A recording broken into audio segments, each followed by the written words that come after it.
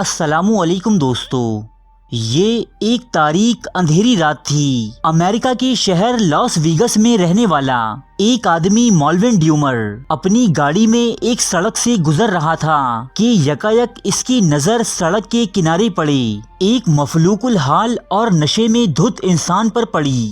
مالون نے اس آدمی سے دریافت کیا تو معلوم ہوا کہ وہ لاس ویگس کے ایک ہوٹل تک جانا چاہتا ہے۔ سو مالون نے اسے اپنی گاڑی میں بٹھا کر لاس ویگس کے اس عالیشان ہوٹل کے دروازے پر یہ سوچ کر چھوڑ دیا کہ یہ شاید کوئی بھکاری ہوگا اور دروازے پر کھڑا ہو کر بھیک مانگے گا اور اپنے گھر کی راہ لی۔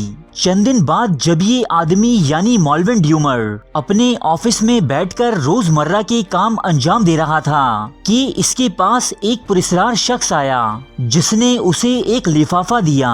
یہ لفافہ کھولنے کے بعد اسے معلوم ہوا کہ اس رات جس آدمی کو بھکاری سمجھ کر مالون نے ہوٹل تک لفٹ دی تھی وہ دنیا کا امیر ترین انسان ہاورڈ ہیوز تھا، اور اس لفافے میں $1,56,00,000 کا چیک تھا جو اس نے مالون ڈیومر کو صرف اسے سڑک سے اٹھانے اور ہوٹل تک پہنچانے کے صلے میں تحفتاً دیا تھا۔ دوستو، ہمارا آج کا موضوع گفتگو یہی عجیب و غریب اور پراسرار ترین انسان ہے جو اپنے وقت میں دنیا کا سب سے امیر ترین آدمی تھا۔ قسمت اس پر کچھ ایسی مہربان تھی کہ یہ اپنے پیسوں کو جس قدر ضائع کرتا اس کے دولت کے انباروں میں مزید اضافہ ہوتا چلا جاتا۔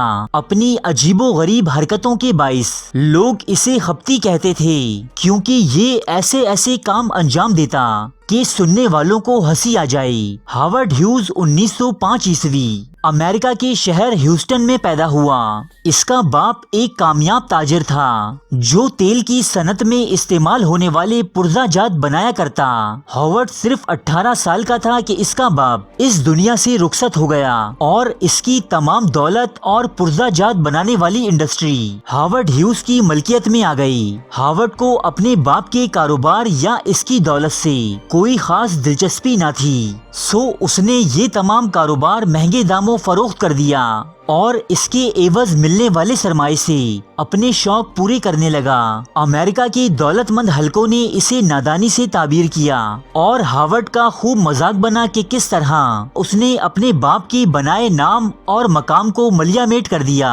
ہاورڈ ہیوز کے صرف 4 شوق تھے۔ نمبر 1 گولف کھیلنا، نمبر 2 فلم سازی یعنی شوبز انڈسٹری، نمبر 3 ہوائی جہاز بنانا اور انہیں اڑانا، نمبر 4 لڑکیاں اور ڈھیر ساری لڑکیاں۔ ہاورڈ صرف 20 سال کی عمر میں گولف کا ماہر کھلاڑی بن چکا تھا، ایسا ماہر کہ اس کا شمار دنیا کے بہترین گولف پلیئرز میں ہوا کرتا۔ اس عروج پر پہنچ کر اس نے گولف کھیلنا ترک کر دیا اور اپنے اگلے شوق یعنی فلم سازی کی جانب متوجہ ہوا۔ بے شمار پیسہ تو اس کے پاس تھا ہی جو اس نے فلم سازی پر پانی کی طرح بہانا شروع کر دیا۔ یہ لاکھوں ڈالرز خرچ کر کے اپنی فلموں کے لیے ایسے سین فلماتا کہ دوسرے ڈائریکٹرز یا پروڈیوسرز اسے ایک پاگل پن خیال کرتے۔ البتہ اس کی فلمیں شہرت اور کمائی کے لحاظ سے ایسی کامیاب ہوتی کہ جلد ہی وہ ہالی ووڈ کا سب سے بڑا پروڈیوسر بن گیا۔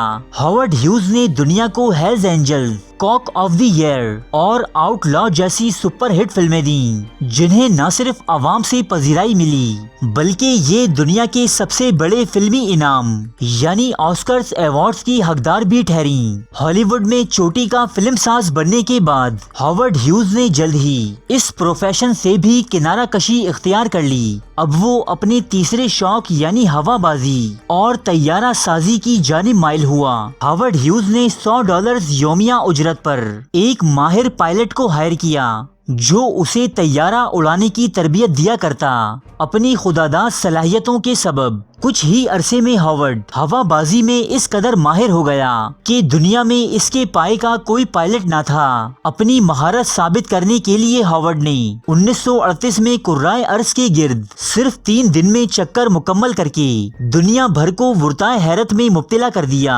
اس سے قبل یہ ریکارڈ ویلے پوسٹ نامی پائلٹ کے نام تھا جس نے دنیا کا مکمل سفر 7 دنوں میں طے کیا تھا۔ نیو یارک سے پیرس، پیرس سے ماسکو اور سائبیریا سے ہوتا ہوا ایک لمبی اڑان کے بعد جب ہاورڈ واپس نیو یارک پہنچا تو وہ دنیا کا تیز ترین ہوا باز بن چکا تھا اور اس کی اپنی ہی کمپنی کا بنایا جہاز دنیا کا تیز ترین جہاز قرار دیا گیا۔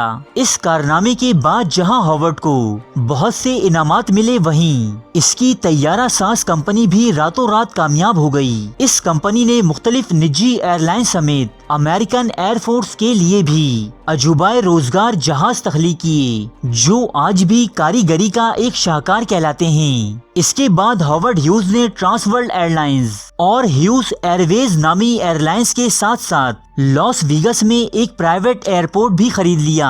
یوں وہ طیارہ سازی کی صنعت کا سب سے بڑا بزنس میگنیٹ کہلانے لگا۔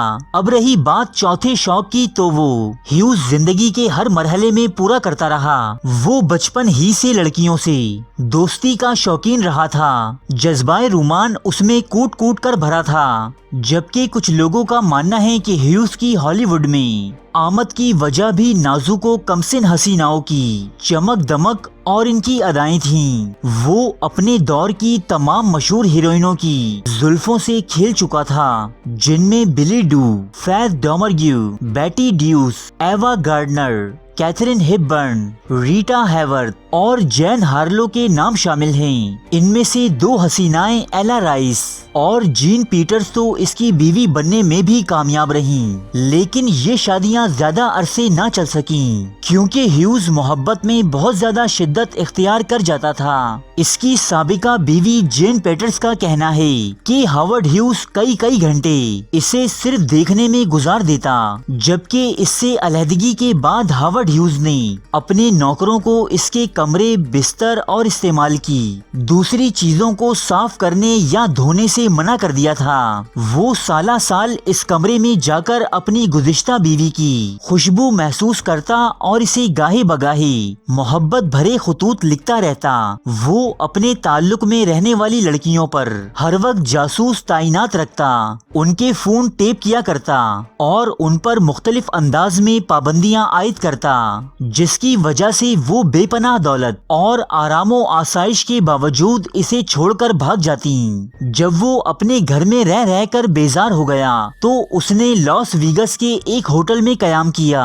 اس ہوٹل کے مینیجر نے ہیوز کو رات گئی شراب و شباب کی اڑیاں محفلوں کے سبب ہوٹل سے نکالنا چاہا۔ تب اس نے یہ پورا ہوٹل بلکہ آس پاس کے تمام ہوٹلز خرید ڈالے اور مینیجر ہی کو اس کی نوکری سے فارغ کر دیا۔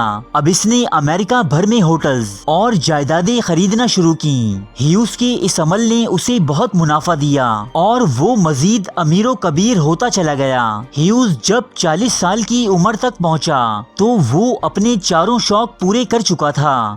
وہ گولف کا بہترین کھلاڑی تھا، ایک آسکر ایوارڈ یافتہ فلم ساز تھا، دنیا کا ماہر ترین ہوا باز اور جہاز بنانے والی کمپنی کا مالک تھا۔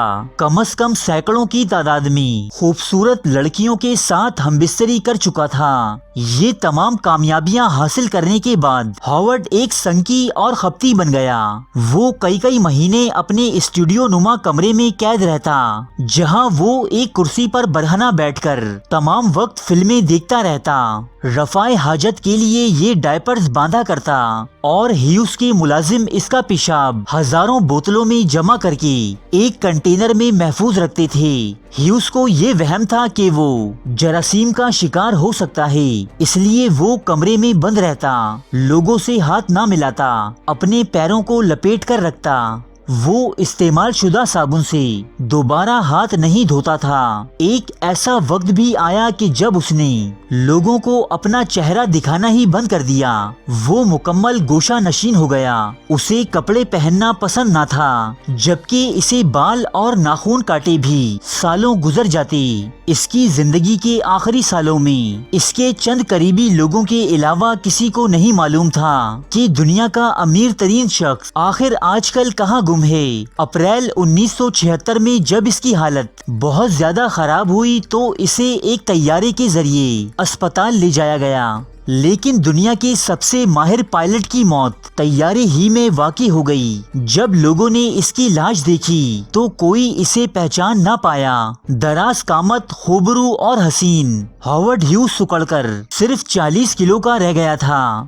بے ترتیب بڑی ہوئی داڑھی، بال اور ناخن اسے مزید وحشت ناک بنا رہے تھے۔ FBI نے اس کا تھم پرنٹ لے کر اسے شناخت کیا۔ ہاورڈ ہیوز کی موت کے بعد اس کی دولت کا ایک بڑا حصہ فلاحی کاموں میں صرف کر دیا گیا، جبکہ کئی عورتیں ایسی بھی ظاہر ہوئیں جو خود کو اس کی بیوی بتا کر جائیداد کی طلبگار تھیں۔ 400 کے قریب ایسے افراد ظاہر ہوئے جو خود کو ہاورڈ ہیوز کا کزن کہتے تھے، لیکن عدالت میں کوئی بھی اپنی سچائی ثابت نہ کر سکا۔ ہاورڈ ہیوز نامی اس حیرت انگیز انسان پر اب تک بہت سی کتابیں لکھی اور فلمیں بھی بنائی جا چکی ہیں۔ ہاورڈ ہیوز ایک ایسا شخص تھا کہ جس میں دولت کی لالچ بالکل نہ تھی۔ اس نے ہمیشہ اپنے پیسے کو آگ لگائی اور دولت کو ضائع کیا۔ اس کے باوجود بھی ہیوز کا شمار امریکہ کے امیر ترین افراد میں ہوتا ہے۔ ارے فرینڈز، ایک منٹ، آپ ایسے ہی جا رہے ہیں؟ اتنی محنت سے ویڈیو بنائی ہے، ایک لائک تو بنتا ہے نا؟ اور دوسرا یہ کہ آپ ہمیں اتنی بڑی دنیا میں دوبارہ کیسے ڈھونڈیں گے؟ تو اس کا حل یہ ہے کہ آپ ہمارے چینل کو سبسکرائب کر لیجئے اور اس بیل کے آئیکن کو کلک کر دیجئے۔ اس طرح ہمارے آنے والی تمام ویڈیوز آپ تک پہنچتی رہیں گی۔ ارے ڈریے مت، یہ بالکل فری ہے۔